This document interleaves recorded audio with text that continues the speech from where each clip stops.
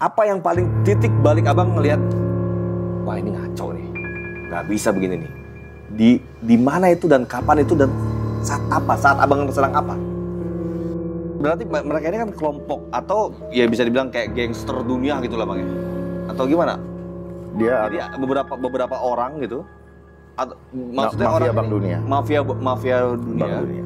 Yang Coba sekarang ini. jumlahnya ini banyak atau gimana bang? Antara WHO dengan IMF ada ini nggak? Ada korelasi nggak dalam hal ini?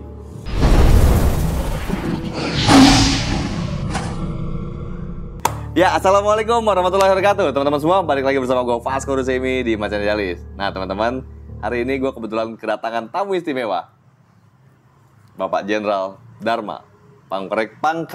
Abang nggak susah namanya susah. Pongrekun. Bang Dharma Pongrekun. Yang selalu Instagramnya diblokir mulu. Kenapa kau tahu? Cukup viral bang ini bang. Bang keren banget. Abang ini siapa bang? Kok kencang banget gitu loh bang?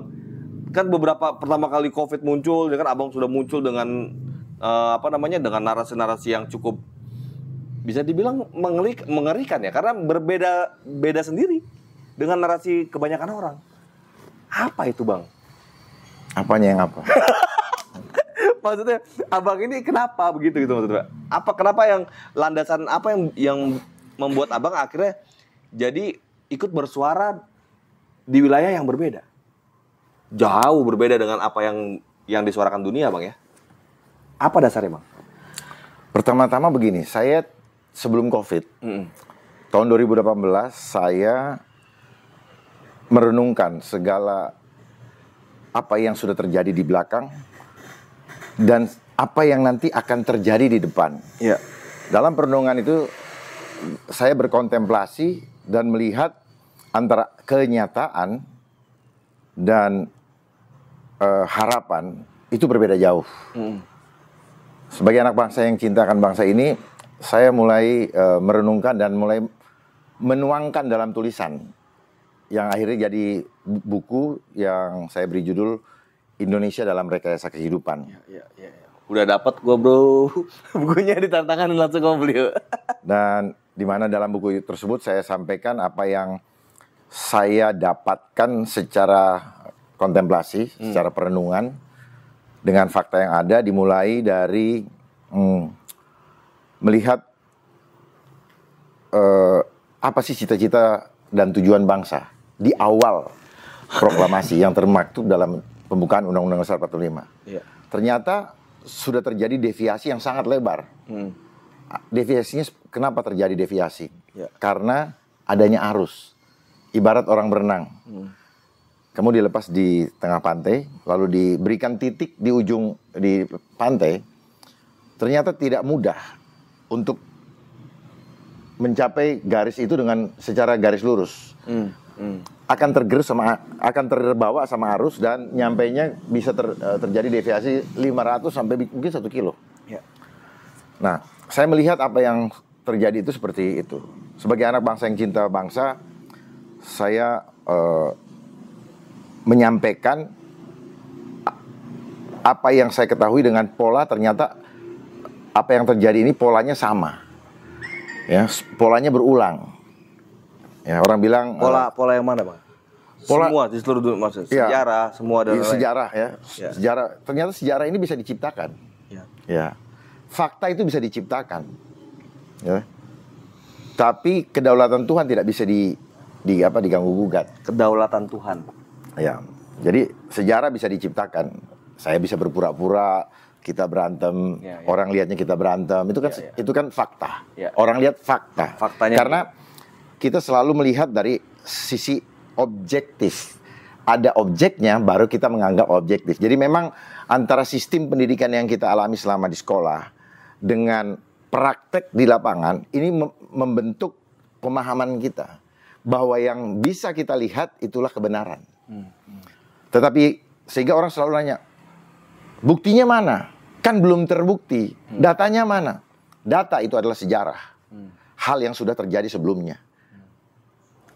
Lalu saya melihat begini, apa yang membuat kita selalu terlambat di dalam mengantisipasi apa yang akan terjadi di depan? Karena kita menggunakan sistem demikian. Kalau tidak kelihatan, tidak ada datanya, tidak ada pembuktiannya, maka kita akan menganggap bahwa itu tidak objektif. Ya, karena kita menganut pembuktian material. Ya, bukan imaterial. Ya. Padahal dalam kehidupan ini kita harus mengkombinasikan, menggabungkan antara yang material dan imaterial. Ya. Karena kita sendiri berasal dari yang imaterial. Gitu. Makanya dalam setiap orang menginikan kejahatan selalu ditanya motifnya apa. Nah, motif ini yang saya sebut dengan imaterial. Jadi kita harus memahami udang di balik batu daripada setiap apa yang kita lihat dengan mata. Ini yang paling lebih penting sebenarnya. Ini yang lebih penting. Vasco bisa senyum-senyum kepada saya, tapi motif di dalamnya hanya Vasco. Makanya orang bilang dalamnya laut bisa diukur, hati orang siapa yang tahu. Gitu. Tetapi bagi orang-orang yang punya ketajaman, dia akan bisa tahu bahwa orang ini punya niat tidak baik. Nah, demikian pula saya melihat fenomena belakangan ini dari sejak saya kecil sampai sekarang, saya melihat persoalannya berulang terus. Ganti pemerintahan dan sebagainya, ya. Saya hanya ingin berkontribusi untuk menyampaikan buah pikiran untuk membantu manakala itu diperlukan, ya, membantu supaya gini, kita menganggap bahwa kita negara yang gemah ripah loh jinawi, tapi kenapa kok menjadi sulit sekali, ya? Padahal setiap orang lahir itu dijamin hidupnya oleh Tuhan, sudah memberikan fasilitas kepada kita. Cuma persoalannya ada aturan di dalam suatu di dunia ini yang sudah dikuasai oleh suatu kekuatan yang membuat orang yang mau hidup dipaksa harus bekerja. Nggak salah memang bekerja, tetapi bekerjanya dengan konsep yang betul-betul materialisme. Fisik. Ya, materialisme betul. Ya, bukan sekedar fisik. Misalnya gini. Dulu kita percaya ada lagu, bukan lautan hanya kolam susu, kayu dan jalan cukup menghidupimu, ya. Dan sebagainya. Kita lempar apa jadi apa kan gitu. Ya. Mungkin di Muslim juga ada yang namanya kun payakun. Orang sampai lupa dengan semua itu gitu. Ya. Bilang Allahu Akbar, tapi dalam praktek kehidupan besar, gitu ya, tidak besar. Ya. Justru itu menjadi tantangan. Ya, kita tanpa sadar kita digiring menjadi orang-orang yang musyrik. Ya, lebih mendahulukan kesenangan hidup di dunia, sehingga ketika kita dihadapkan dengan hal-hal yang imaterial atau immortal, itu begitu ketakutannya. Karena kita tidak pernah diberikan pengetahuan yang cukup untuk memahami itu. Kita hanya menggunakan akal, nggak masuk akal gue. Padahal akal kita hanya punya kekuatan 5% di dalam mengatur kehidupan kita. 95% justru yang subconscious atau supranatural. Ya. Itu yang justru mengatur hidup kita. Makanya kita jadi manusia-manusia yang tanpa sadar kita pikir kita hebat, kita cengeng sekali. Karena kekuatan yang kita gunakan itu tidak hanya seperberapa ya itu. 5% ya. Dari 5%? 5%. Dari harusnya 100% itu ya. Jadi 90%-nya kita nggak pakai. Karena selama kita mengikuti sistem pendidikan, yang kita pikirkan cuman mengasah intelijen, intelektual. Kita tidak pernah mengasah spiritual. Gitu. Lihat aja dari Senin sampai Jumat. Saya dulu sampai Sabtu. Cuma sampai situ aja. Terus untuk spiritualnya cuma 2 jam. Ya, yang Muslim Jumat. Muslim sholat sehari cuma 5 menit. Ya, semua hanya sebagai ritual fisik. Tidak punya keterhubungan. Jadi dia udah sholat, sudah berdoa, tetapi betul-betul meragukan bahwa doanya terhubung. Karena kusuknya itu yang belum dapat mungkin, Bang, ya? Enggak. Internetnya tidak terhubung. Ya. Jadi konsep internet, konsep apa semua ini sebenarnya belajar mereka dari tubuh manusia. Ya, mereka itu Bill Gates lah, Tesla lah. Apa tuh, bukan Tesla. Nikola Tesla yang dulu ya, fenomenal itu. If you want to know the secret of universe, you have to know energy, frequency, and vibration. Jadi mereka belajar dari alam semesta. Demikian juga dengan siapa namanya itu, yang lagi rame sekarang, Elon Musk. Ya, dia juga belajar dari situ sih. Cuman dia lebih dulu mengimplementasikan. Ya, seandainya anak-anak bangsa kita punya pemahaman yang sama seperti dia, tapi didukung untuk mengembangkan pengetahuan yang dia dapat dari alam semesta, itu akan menjadi nilai ekonomi yang luar biasa sebenarnya. Jadi jangan selalu kita mengacu kepada, mungkin karena kita sudah terlalu lama dijajah, kalau mereka yang ini, mereka yang hebat. Padahal anak-anak bangsa kita banyak sekali yang hebat. Itu. Untuk bisa menghasilkan terus. Karena listrik ini belajar dari mana? Dari tubuh manusia. Gini Bang, ini sebelum berangkat ke diskusi mengenai itu ya Bang ya. Iya. Yang gue kadang ngerasa. Oh iya tadi ya yang lainnya. Ini Bang, ini Bang Dharma kok seberani ini gitu loh. Yang pertama, Abang ini kan polisi nih, bintang 3, aktif. Berbicara yang memang berbeda dengan kebijakan negara loh sebenarnya. Arahan negara seperti ini, Abang polisi aktif, tapi Abang bicaranya narasinya jauh banget berbeda. Itu yang pertama. Terus yang kedua, yang menarik juga. Contohnya apa ya narasi? Ya misalnya dengan ya quote and quote tidak harus mempercayai COVID kan gitu Bang. Negara ini menyatakan bahwa COVID itu ada. Bahwa kalau pernyataan Abang ini kan ya lo nggak usah begitu gitu kan.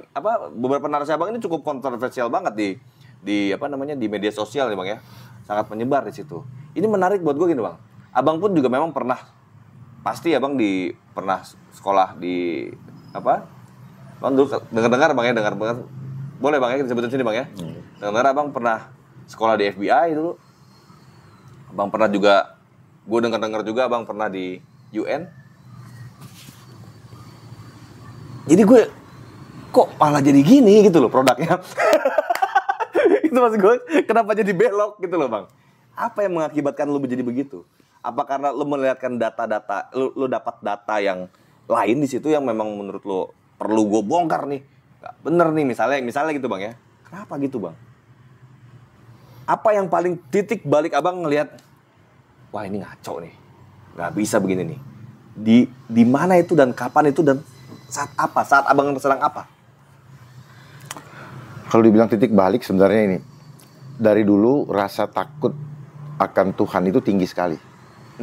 Walaupun sebenarnya kita tidak bisa hindari betapa godaan dunia ini sangat kuat. Jadi saya melihat orang mengejar harta, tahta dan jabatan Dunia. akhirnya mati. Setelah meninggal, mungkin orang mengantarkan ke kuburan begitu banyak orang. Selesai itu selesai, dia sendiri. Dia menghadapi kehidupan yang kekal, alone. Saya coba berkontemplasi, membayangkan bagaimana ketika saya seperti itu. Terus sementara hidup di dunia ini hanya sebentar, ya, sementara dan singkat sekali. Apakah saya akan selalu seperti ini? Terjadilah gejolak di dalam batin saya Di saat kontemplasi itu. Ya, sebenarnya kontemplasi ini berlangsung secara simultan ya, jadi tidak satu titik, tapi kemudian saya dari perjalanan hidup yang penuh dengan dinamika, ada satu di mana kebetulan saya itu Nasrani, ya. Orang kan tiap hari tuh dimanapun Tapi kita. beliau ini luar biasa loh bro, walaupun Nasrani, gue lagi puasa nih kan, beliau sangat luar biasa menghargai ininya, bahkan minum pun nggak, gue bingung enak. Aus nih Bang. Enggak, saya juga udah terbiasa, saya makan sekali sehari kok. Iya. Makan sekali sehari, cuman minum air putih itu penting. Iya. Kita selama ini nggak pernah diajar untuk minum air putih. Iya. Yang diajar adalah makan 3 kali sehari. Iya. Padahal itu adalah cara menjebak kita. Untuk Tapi abang nggak apa-apa, abang kalau misalnya aku nggak apa-apa. makin abang minum, makin abang ini kan nggak apa-apa. Iman gue nggak makin apa-apa. Nggak. pahala gue nambah gitu. Nggak apa-apa.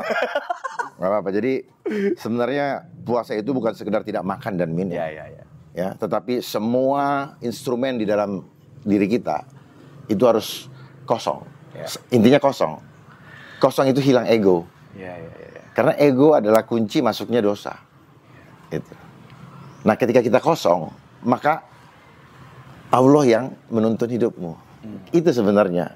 Jangan nanti puasa mau makan, ntar mau buka pakai apa gitu. Nah, itu udah bukan puasa sebenarnya. Iya. Karena ininya jalan terus. Iya. Termasuk ini puasa. Iya. Ya. Jadi Ini- pada saat itu koneksi kita kepada Tuhan itu apa ya namanya? Jalur tolnya itu jalan koneksinya itu loud and clear gitu loh dengan Sang Pencipta. Baru itu yang yang sejati itu ya. Ya. Akhirnya tadi abang dari kontemplasi itu akhirnya menghasilkan kesimpulan, gue nggak bisa begini terus, atau memang gue harus speak up, atau gimana bang? Enggak, saya bukan speak up. Sebenarnya tidak ada maksud untuk speak up. Dan saya juga tidak pernah berpikir untuk bermain di media sosial. Sama sekali tidak ada. Ya. Cuman begini, Dalam enggak sih, memang kan video abang lagi bicara di mimbar kan yang ya, kan itu bang. justru orang yang mengambil Ya. ini kan. Dan saya menyampaikan itu sebelum adanya COVID. Dan apa yang saya sampaikan pada saat di permulaan awal-awal ini COVID, saya langsung bilang, ini yang saya bilang. Gitu. Jadi abang bicara itu sebenarnya sebelum adanya COVID. 2019 bulan September. Bulan September. Ya, saya udah tahu kok ke depan kita mau dijadikan apa, tahu saya. Mau dijadiin barang. Negara kita ini atau kita? Kita. Ini yang dibilang Rakyatnya. manusia per manusia. Manusianya. Manusia. Kalau yang si elit global nggak penting dengan negara. Kalau manusianya sudah dikendalikan, negara mah negara just merek, ngerti nggak?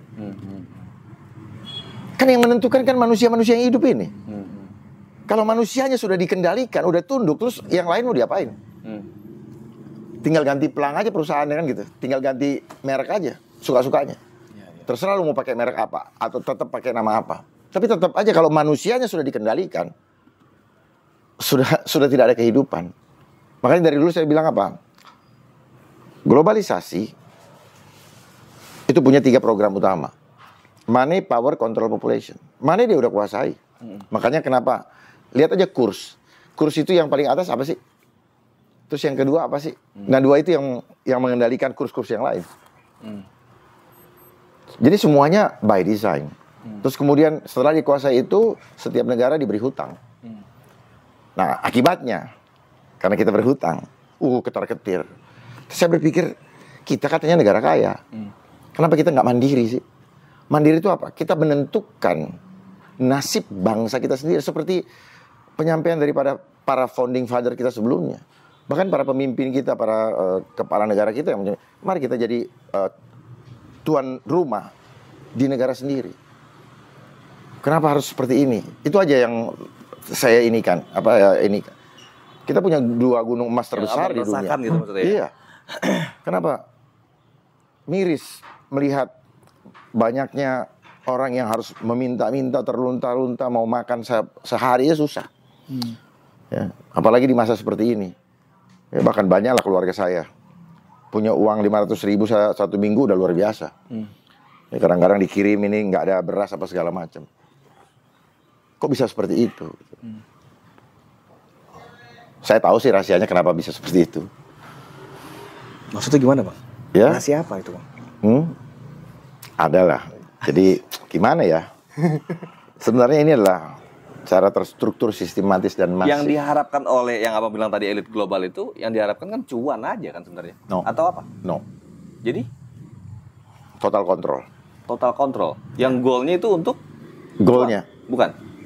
Cuan ini hanya apa ya? Sekali jalan 2-30 terlampaui. Jadi sambil lewat, sambil dia mengontrol, tujuan akhirnya kan total kontrol. Jadi bukan cuan barang ini dikejarnya. Bukan. Cuan itu hanya biaya operasional yang diperlukan untuk total kontrol. Oke. Gitu. Tapi karena orang gila cuan, dia nggak tahu bahwa ujung endingnya mau kemana. Nanti sama-sama masuk jurang nih. Sama-sama masuk jurang. Catat omongan saya. Tolong buka omongan saya selama ini ada. Mana yang tidak meleset? Semua terjadi. Semua terjadi. Tolong di breakdown semua. Gitu. Wow. Mana yang meleset? Semua terjadi. Gitu. Semuanya terjadi. Ya, kita manusia, bukan barang, tetapi mereka mau membentuk kita seperti barang. Kenapa? Nanti pakai barcode. Itu maksud saya. Kenapa selama ini kita tahu yang pakai barcode barang kan? Gitu. Kenapa? Ya udah, lihat. Ya, kemana-mana. Mana-mana gitu. Scan. Ya. Jadi sebelum mereka bikin begitu, saya udah ngomong. Ya. Termasuk ada di tempat saya Itu beribadah. data rahasia sebenarnya Bang ya, gitu-gituan. Kita nggak mana-mana dikontrol bener. Ya bukan. Coba lihat ya, misalnya ada orang yang membuat malam amal atau misalnya ya, saya misalnya ibadah di gereja dulu ya. Itu mulai ada namanya nomor account dengan memberikan QR code. Saya udah bilang ini tanda-tandanya. Karena apa? QR code tadi bisa men-tracing semua isi perutnya. Gitu. Ya. Jadi ketika kalian begini juga, ya sama aja, semua bisa di-tracing balik. Kan ini kan kayak kita mendaftar, tetapi sebenarnya punya kita diserap. Seluruh isi perutnya diserap kan itu. Seluruh data. Ya itu kan namanya apa? Kalau bahasa kita dulu apa? Jebakan Batman. Jebakan Batman. Ya. Jebakan Batman ini istilah-istilah mereka juga. Makanya mereka suka dengan Batman. Coba cari. Ada gedung yang mau jadi kayak Batman nanti. Ya. Batman. Iya. Dulu mulai dari mana? Batman apa sih? Kelelawar kan? Iya. Kelelawar. Yang manusia, tapi ini kelelawar. Pernah ada nggak? Kira-kira di awal-awal itu ada yang bilang kelelawar yang menjadi kambing hitam segala macam. Padahal kelelawar itu cuma sayapnya yang hitam. Jadi sebenarnya COVID ini ada nggak sih Bang? Ya? COVID ini ada nggak sih? Kalau saya ditanya di depan kamera, Oh iya. masing-masing orang punya gini.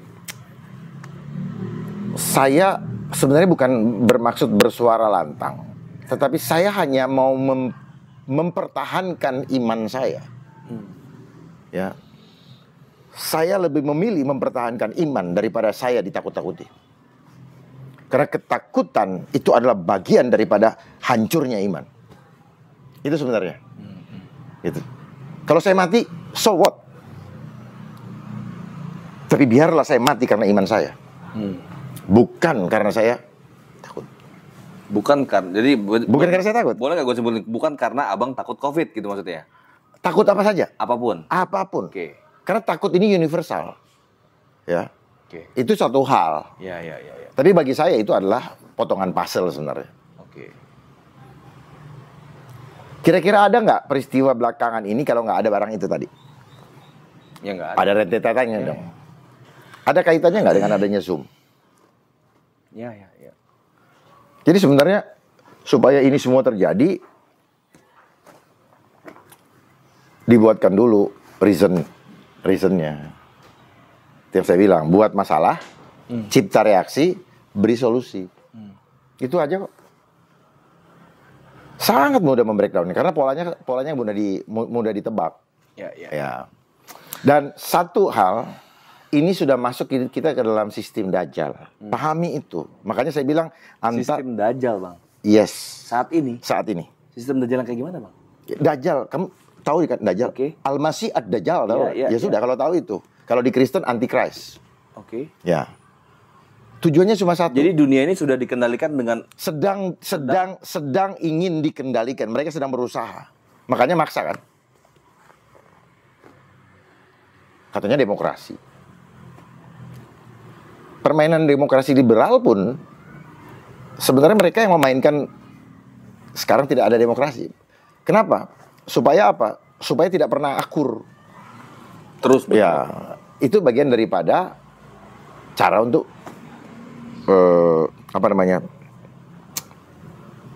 divide et impera. Ya. Itu. Ya, tapi dalam konsep memainkan rasa. Ya. Gitu. Yang ujungnya penentunya bandulnya supaya itu. ya tujuannya terpolarisasi lah. Betul. Mudah sekali mengurainya kok. Ya. Kalau ada papan ini kita diskusi, saya uraikan satu-satu. Abang setuju dengan pola politik demokrasi saat ini seperti kayak one man one vote ini nggak? Kita jangan masuk dulu itu. Kalau cuman di situ tidak inline dengan demokrasi yang selama ini diitukan. Sekarang Pertanyaannya, masih ada demokrasi ya? Oke. Kita buka. Padahal yang yang selalu meributkan dulu mengajarin kita demokrasi siapa? Amerika, Bang. Bukan, UN. Oke. Amerika itu cuma polisinya. Polisinya ya. Ya, makanya kan siapa yang menjadi anggota UN, itulah yang sekarang terdampak. Sehingga orang bingung, kenapa seluruh dunia? Orang dia mau bikin one system, one government system kok. One government system.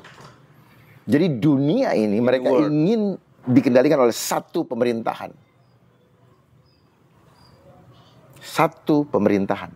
Legal or behind. Legal. Mereka berharapnya Legal. akan legal. Legal. Satu kuasa. Legal. Yang disebut dengan New World Order. Oke. Makanya ada dari normal mau ke new. Oke. Normal mau ke new normal. normal. Nah, untuk menuju ke new normal, ya inilah sekarang yang semua orang rasakan. Prosesnya. Iya, kan mau istilahnya mau di restructure. Di restructure, di reboot sistem. Ya kalau istilah internasionalnya bilang great reset. Gitu. Great reset ini yang itu. Nah, dibukakan dulu ininya, pintu masuknya. Loh, bener nggak? Iya. Kalau nggak ada pintu masuk, great reset. Soalnya apa? Kasar banget, cepet banget mainnya. Iya. Ya. Bang, kayak gini-gini lepas nggak sama peran-peran misalnya? Tapi kalau Bang bilang tadi Amerika itu hanya polisinya aja, berarti Karena setiap presiden Amerika itu terikat dengan small secret society. small secret society. Ini siapa aja, Bang? Ya, Siapa aja nih? Dalam rupa negara atau dalam rupa person? ya awalnya person. Oh enggak, mereka person. Jangan tanya badan hukumnya mana. Oke. Namanya Ya. secret society, Berarti person ini ya, perkumpulan atau oligark sendiri atau gimana, Bang, itu, Bang? perkumpulan. Atau satu orang dia sebenarnya? Ya ada leadernya. Ya, cuman mereka bermain juga dengan sistem sel. Sistem sel itu jadi supaya Kompartemen semuanya. jadi seolah-olah tidak terhubung satu dengan yang lain gitu. Gitu. Mereka bermain dengan kode-kode, makanya mereka bikin film ya kan. Ya, mereka bisa kasih tanda karena mereka tersebar di seluruh dunia. Disitulah mulai kita mengenal istilah diaspora. Diaspora. Mereka yang ini kan. Jadi film-film misalnya di Hollywood itu kasih kode. Nanti akan begini nih kita nih. Gitu. Contoh Terminator, ya kan? Ya, film Terminator. Contoh In Time. Seperti itu. Itu kan fiksi Black aja, Mirror. Bang. Itu kan fiksi, Bang. Ya fiksi menurut. Dari mana fiksinya? Fiksi saat ini. Boleh dong. Itu namanya imajinasi. Dia ingin melakukan di depan kan. Gitu. Dia udah kasih kode. Film ini nanti akan kita laksanakan misalnya 15 tahun lagi. Nah udah. Jadi pesan-pesan itu disampaikan lewat itu. Kayak kartun Simpson itu ya. Ya. 7 tahun lagi sih ini yang jadi itu kan gitu. Iya. Jadi itu kan Itu bukan cocokologi tuh, Bang. ya. Bukan cocokologi tuh. Kata-kata cocokologi, halu itu adalah bahasa dari kelompok mereka. Oke. Untuk apa? Untuk membuyarkan pemahaman itu. Supaya orang dibikin confused. Bagi yang tidak punya pendirian kuat, pasti goyang, takut dibilang cocokologi. Saya tidak takut. Iya. Karena memang cocok. Iya, memang cocok. Memang cocok. Iya. Nah, jadi mereka ini memang ada yang atau gini, berarti mereka ini kan kelompok atau ya bisa dibilang kayak gangster dunia gitu lah, Bang ya. Atau gimana? Jadi beberapa orang gitu. Maksudnya mafia orang Bank Dunia. Mafia dunia. Bank Dunia. Yang Coba sekarang ini. jumlahnya ini banyak atau gimana, Bang? Antara WHO dengan IMF ada ini nggak? Ada korelasi nggak dalam hal ini? Oke. Ya? Ya. Ya sudah. Ya. Nah, di atasnya apa? Oke. Di atasnya apa mereka? UN. Itu kan dari satu hal saja. Ya UN ini kan organisasi, tapi yang Abang bilang tadi kan ini bukan dalam bentuk organisasi. Ya. orang-orang ini? Mereka gerakkan lewat Iya. organisasi itu. Oke. Karena mereka punya saham di situ. Hmm. Mereka yang pegang saham. Coba kita pikirkan, apa tujuannya organisasi ini dibuat? Siapa di belakangnya, kan gitu. Gitu. Berangkat dari mereka sebenarnya mulai dari Perang Dunia Kedua. Ketika Inggris dengan Prancis. Prancis kalah, Napoleon kalah, terus kemudian Nathan Rothschild mengumumkan juga Inggris kalah. Gitu. Padahal Inggris sebenarnya menang. Orang akhirnya saham-saham turun. Sama dia diraup semua. Terus dibilang ternyata Inggris menang. Naik lagi saham. Berhutanglah negara Inggris. Jadilah Israel. Hadiah dari situ bikin United Nations. Gitu, Bos. Abang dulu pernah ngejabat juga sebagai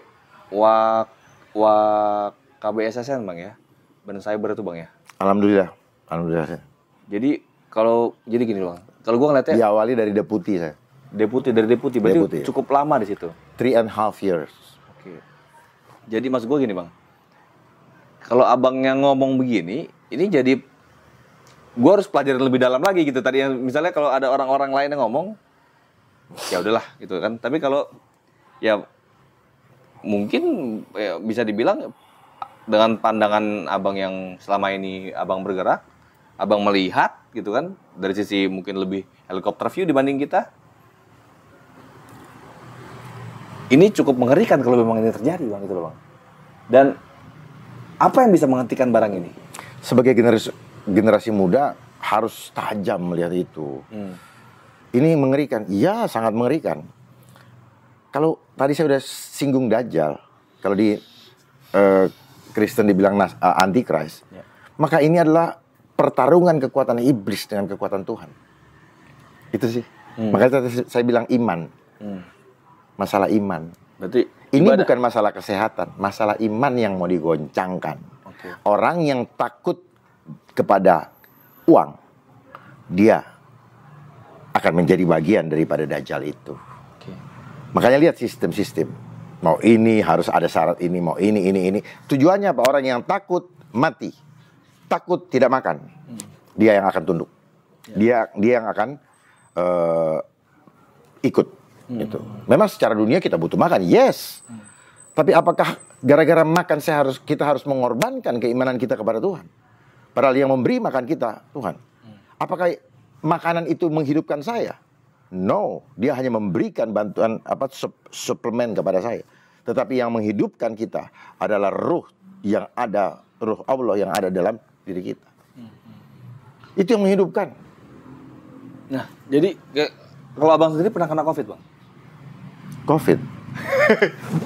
Saya sulit berbicara gitu karena Abang ketemu banyak orang misalnya gitu, nggak pernah Bang kena COVID? tahu istilah COVID apa sih? Tahu istilah COVID nggak?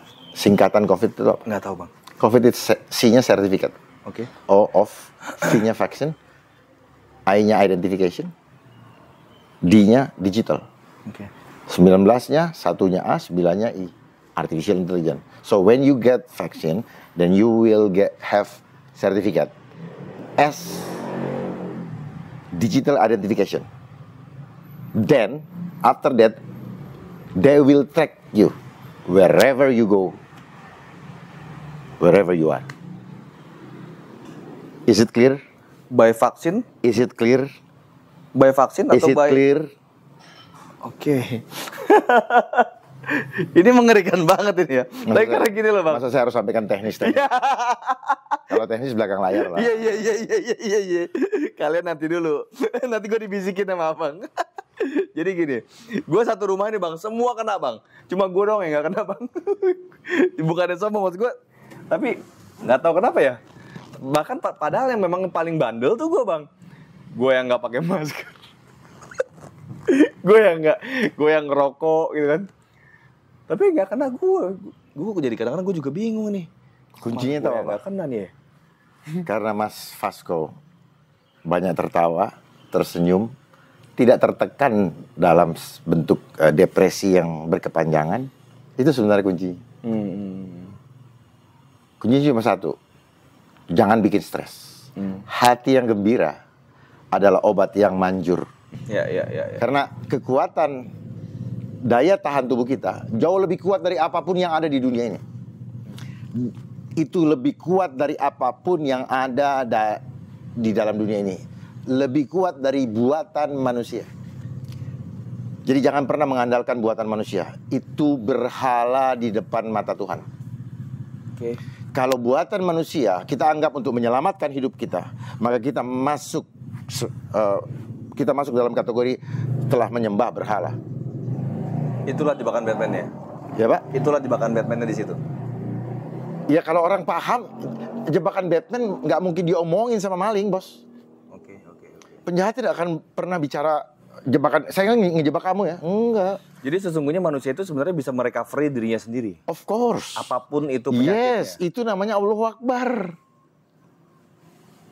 Itu Allahu Akbar. Dari dalam tubuh kita sendiri. Loh iya dong. Muliakanlah ciptaan Tuhan. Dengan kita memuliakan ciptaan Tuhan, maka kita sedang memuliakan Dia. Allah inginnya begitu. Manifestasi kemuliaan Allah justru ada di wajah kita. Kalau kita ketakutan, kita sama dengan memungkiri bahwa dia kuat, dia akbar. Ini yang perlu diberikan pemahaman kepada seluruh masyarakat Indonesia dan seluruh dunia. Manifestasikan kemuliaan Allah di dalam kehidupanmu. Lewat apa? Lewat perilaku hidupmu. Karena Dia hadir di dunia ini. Lewat apa? Karena hadirnya kita. Karena kita hidup, karena Dia ada. Jelas ya? Ya. Kembalikan ke situ. Itu kunci utama kembalinya Indonesia menjadi mercusuar dunia. Indonesia kembali menjadi mercusuar dunia. Ya, menjadi the land of harmony-nya dunia. Emang Indonesia pernah jadi mercusuar dunia? Ya? Emang Indonesia pernah jadi mercusuar dunia, Bang? Ya, ketika sejarah waktu Majapahit, apa semua ya, gitu. Harapan ke sana. Kenapa? Karena orang-orang dulu kan tirakatnya kuat, bos. Tapi apa bisa Indonesia menjadi mercusuar dunia, Bang? Dengan kondisi Kalau seperti anak ini? muda sudah pesimis, Oke. ya sudah, nggak usah mimpi lagi. Apa yang harus dilakukan anak muda, Bang? Apa yang harus dilakukan secara teknis? Abang sebagai yang lebih senior. Kalau teknis saya bicara di sini terlalu lama dong. Oke. Yang pertama gini, bangun keyakinan dulu. Oke. Tanpa keyakinan, kamu sama seperti apa? Menganggap kekuasaan Allah tidak ada pengaruhnya. Karena kita selalu pakai akal. Kalau akal, kita selalu melihat bahwa kekuatan besar akan mengalahkan kita. Karena kita bicara fisik, kita bicara jumlah. Tapi di mata kekuatan Tuhan itu melampaui segala akal. Jadi perkuat dulu iman percaya kita kepada Tuhan. Kalau nggak bisa.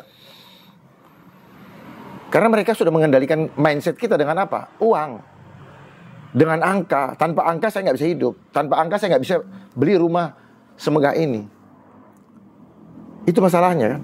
Tanpa angka saya nggak bisa berkuasa. Angka yang ini. Coba kita lihat, Musa punya apa sih? Gitu. Jadi kembalilah mengikuti rencananya Tuhan. Jangan selalu pengen dibilang modern tapi tetap jadi budak. Itu yang terjadi sekarang kan. Bicara modern tetapi kita tetap jadi budak. Itu yang kita mau. Gak bedanya dengan Bani Israel. Ketika dibebaskan sama Musa, dia bilang, balik lagi ke sana deh, mendingan gue jadi budak. Yang Bang, penting yang dikategorikan elit global tadi, apa mereka punya keterwakilan di tiap-tiap negara? Mereka bukan orang bodoh. Oke.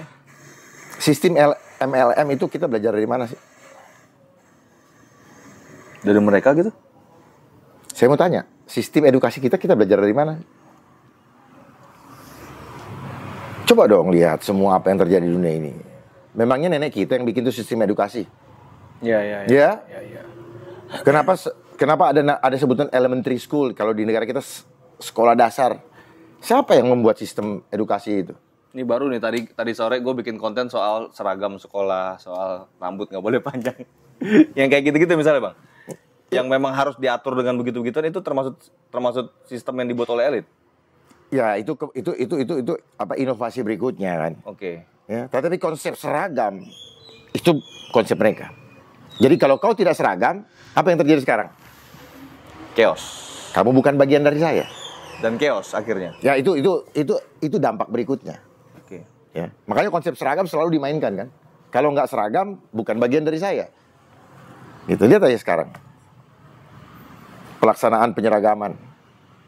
Padahal kita tuh diciptakan Tuhan dengan keunikan masing-masing untuk saling melengkapi supaya Mas Vasco tidak merasa hebat sendiri. Mas Vasco punya kelemahan, saya punya kelemahan. Persatuan akan bisa terjadi manakala kita merasa bahwa saya butuh Mas Vasco. Saya punya kekurangan, tutupi saya. Saya nggak bisa jalan sendiri. Kita harus bergandengan tangan. Maka persatuan akan terjadi. Jangan ngomong persatuan-persatuan. Lain di mulut, lain di hati. Persatuan kalau mau dapat suara, persatuan. Persatuan terjadi kalau ada uang. Iya. Nggak gitu konsepnya.